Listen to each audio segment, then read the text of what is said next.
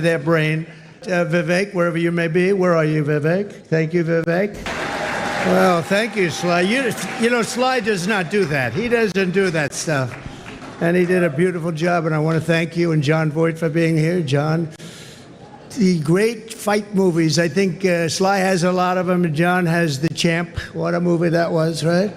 But I want to thank everybody for being here. You know, when Mrs. Post and E.F. Hutton, her husband at the time, when they built Mar-a-Lago many years ago, the Roaring 20s, it was the Roaring 20s, and we're hotter right now than they ever were in the Roaring 20s, I believe, and we're going to be a lot hotter, but we're going to keep it going. We're not going to have 1929 happen. Although, if it would have continued the way it was, it might not have been too good. But when they built it, nobody knew what was going on. Nobody knew opulence. Nobody knew real luxury. Nobody knew poverty. They didn't know anything, and they learned a hard lesson. In 1929, they learned a very, very hard lesson, and we're going to turn our country around. We're going to make it so great, so strong, so powerful. We're going to bring it all back.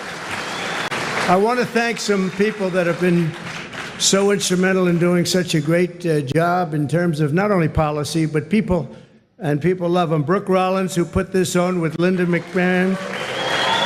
Linda has been a great friend of mine for a long time, right, Linda?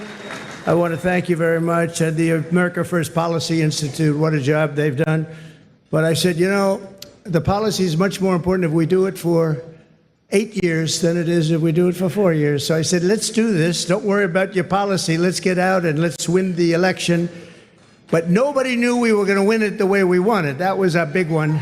So that was really great. And Javier, I'd like to congratulate you on the job you've done for Argentina. Your speech was beautiful, but the job you've done is incredible. Make Argentina great again. You know, MAGA. He's a MAGA person. And you know, he's doing that. He's actually doing that. Just happens to work with EA. That one we don't have to worry about. It doesn't work so well with other countries, but you know what? I think your numbers are working also. You've done a fantastic job in a very short period of time. It's an honor to have you here. That's really great. Thank you. Also, Speaker Mike Johnson, wherever you may be, Mike, in this very big and crowded room. Thank you, Mike. I went yesterday, just in case, I said, look, I want to tell you, I'm behind this man 100%, and he got 100% of the vote from Republicans. Are you sure? You sure, huh? No, he's doing a great job. Nothing easy. We actually had one little period, about 4 weeks, where we had a majority of 1. That was not pretty, right? And you handled it beautifully. He just kept that stiff upper lip. But he's doing a really good job, and that was a great vote you got yesterday. Totally unanimous vote. Congratulations, Mike. That's beautiful. Members of Congress, all of whom voted for Mike, and they've been my friends. It's just a small group, but we have a lot of them outside, and we have a lot of them coming over the weekend. Byron Donalds, the star. Where's Byron? Byron, what a star. What a star. Thank you, Byron. Ronnie Jackson, Doc Ronnie, he's been a lot of things. He was my doctor. He was a great admiral, you know, highly respected admiral, great doctor at the White House, and now he's a very popular congressman. He won by 48 points. That's pretty good. Of course, it was a very, very Trumpy district, but he won by 48 points. But when he was a doctor, they asked him the question, the fake news, which is here. Look, wow, that's a lot. That's a lot. We invited him, and they said, can we come in? I said, we have nothing to hide as Republicans, right? We have nothing to hide. But they asked Ronnie, as the doctor, he was up in the podium, who's the healthiest? Because he was the doctor for Barack Hussein Obama, Donald Trump, and he was the doctor for Bush also. They said, who's the healthiest of them all? He said, without question, it's Donald Trump. And I said, I like that guy. I said, I like that guy. And he's doing great. Jason Smith is here, a great, great congressman. Wesley Hunt, wow. And Mike Waltz, who's going to be doing a little other work for us in the very near future. We just nominated him, and he's going to be doing a great job in the administration. And I promised Mike that I wouldn't be taking too many more before we start counting the votes, okay? He said, please, could you slow down a little bit? I just like the people in Congress, Mike. I'm sorry. But no, don't worry about it, Mike. Just relax. Just relax. We have a man who has a seriously high IQ. You know, I'm a person that believes in high IQs, and his is about as high as they get. He launched a rocket 3 weeks ago, and then he went to Pennsylvania to campaign because he considered this more important than launching rockets that cost billions of dollars. Elon Musk. Elon.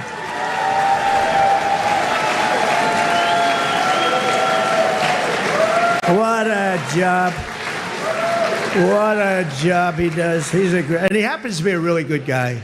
You know, he likes this place. I can't get him out of here. He just likes this place. And you know what? I like having him here, too. He's good. He's done a fantastic job. Really an incredible mind, and he's an unbelievable entrepreneur, sort of everything. I'm asking him, what do you do best? And we were not able to figure it out, but it's a lot of things. Another one who's another great mind and a great guy and so popular, and I think he's right. He wants to make people healthy. It's driven him pretty wild over the last number of years, and the Democrats didn't treat him well. He was doing fantastically well, and I think they came out with some rule that you had to do this, Mike. You had to get 70 or 75% of the vote to qualify to be in the primary. That was a pretty tough thing to get. And he was doing incredibly well, and he decided he can't do it, went independent. Now he's with us all the way. And today I nominated him for, I guess, if you like health and if you like people that live a long time, it's the most important position, RFK Jr. Bobby? Good.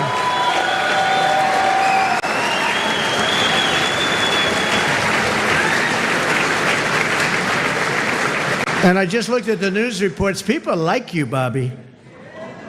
Don't get too popular, Bobby. Oh. You know, you've reached about the level. Now, we want you to come up with things and ideas and what you've been talking about for a long time, and I think you're going to do some unbelievable thing. Nobody's going to be able to do it like you, and boy, does he feel it in his heart. So congratulations also to your family.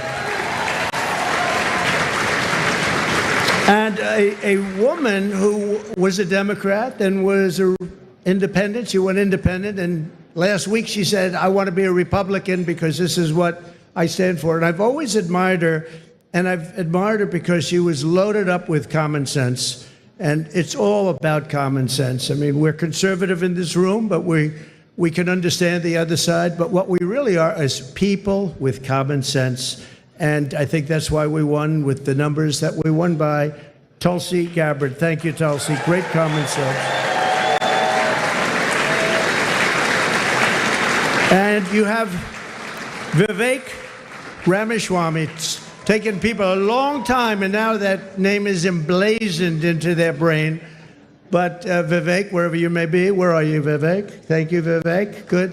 He's working with Elon on efficiency.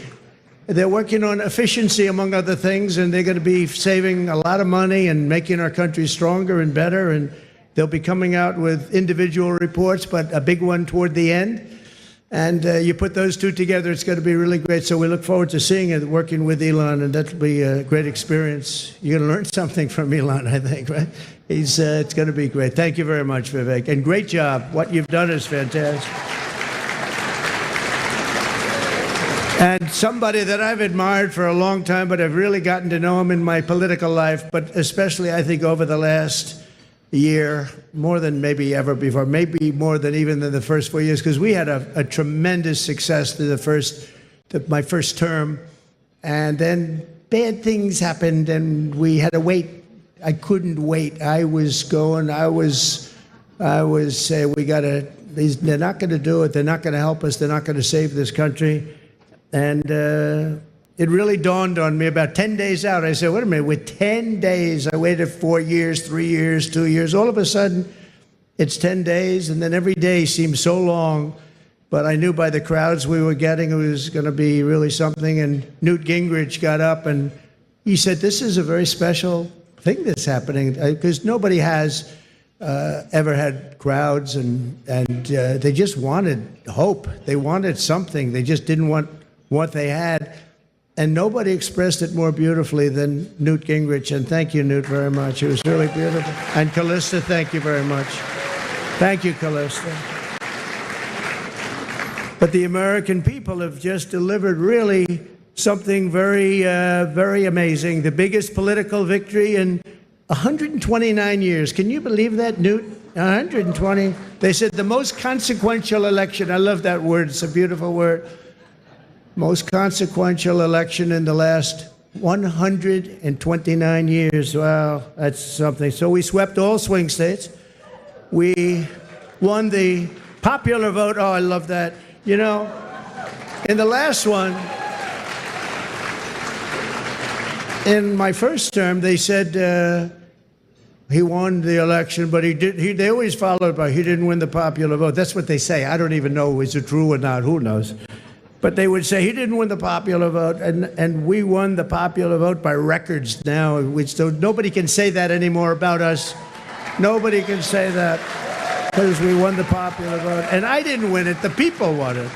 The great people of our country won the popular vote, and that's what they wanted. And this was something really special. Won the White House, recaptured the Senate, and now, as of today, recaptured the House. Thank you very much, Congressman.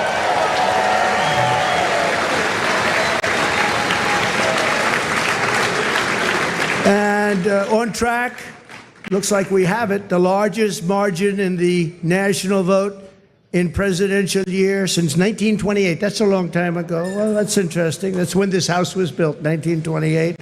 It took a lot of years, but that was when it was completed. And something that I just read here, and I saw from one of our friends from the news, from the media, we won, I didn't know this, we won 49 out of 50 states, shifted toward the GOP significantly. That's a big number. So we won the largest share of black and Hispanic votes of any Republican in the history of our country, recorded history of our country. So we won, think of that. We won the largest share of black and Hispanic voters. That's so incredible. They're unbelievable people. We respect them. We admire them. They've been through a lot, and they like us. And it wasn't easy. It wasn't easy, but if you take a look at the border of Texas, the governor called me, Greg Abbott, who's a great guy, called me up. He said, you won every single town on the border, and these towns were always blue. They were a dark, strong blue, and we won every single town up and down the border in Texas. We won with married women. What about unmarried women? What happened to unmarried women?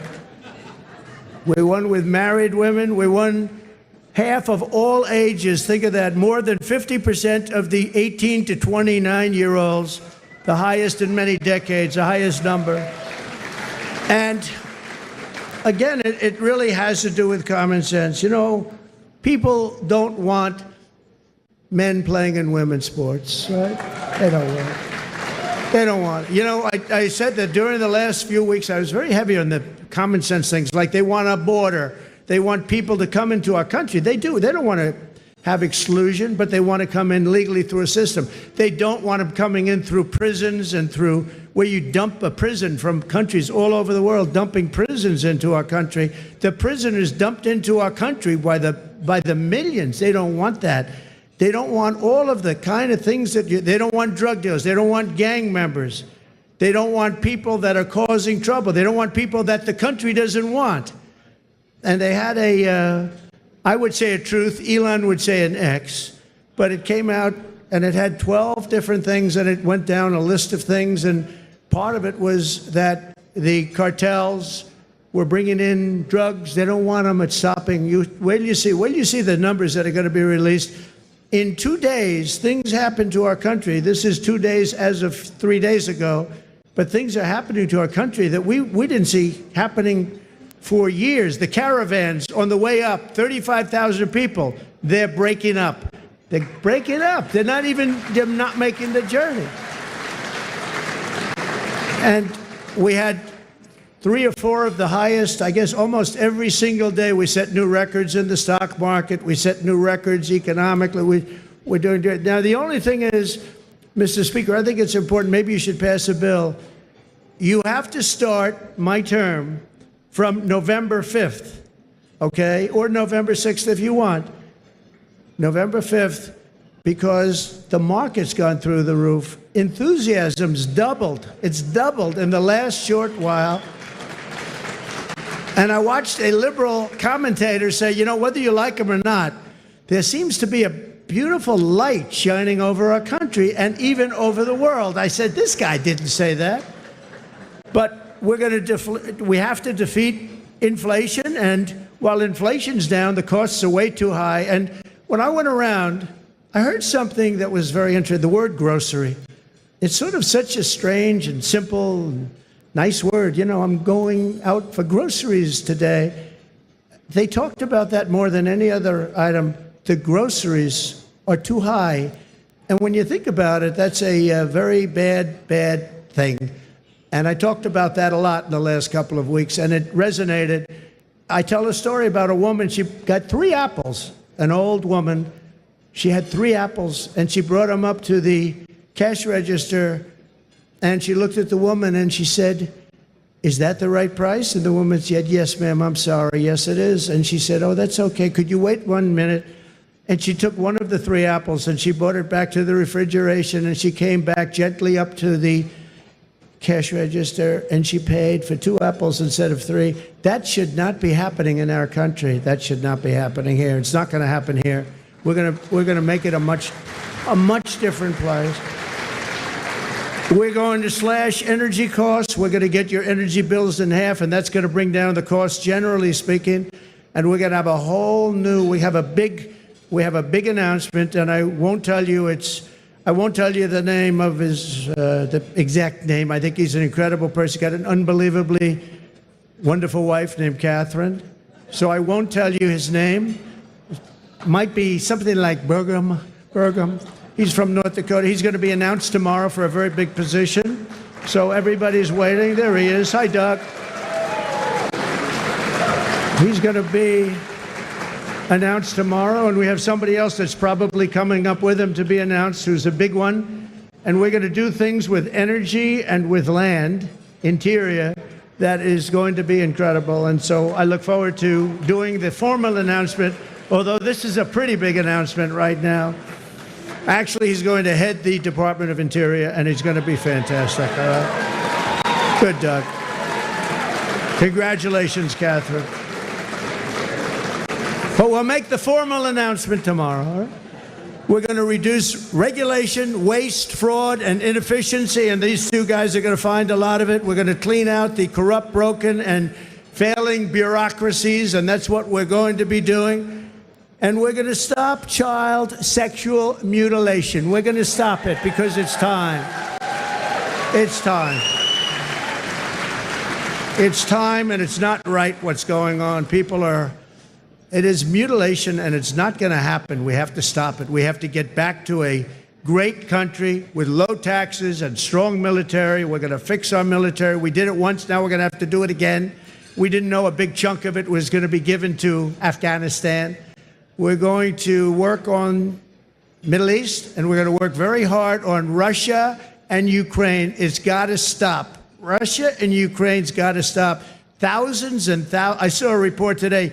Thousands of people over the last 3 days were killed. Thousands and thousands of people were killed.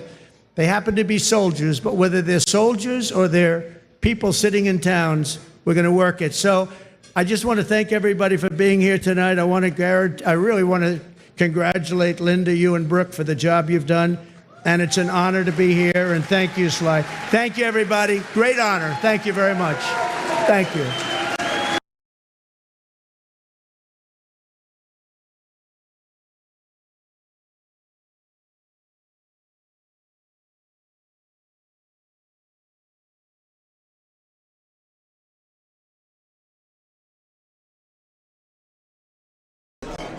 Darwin, हो गया क्या?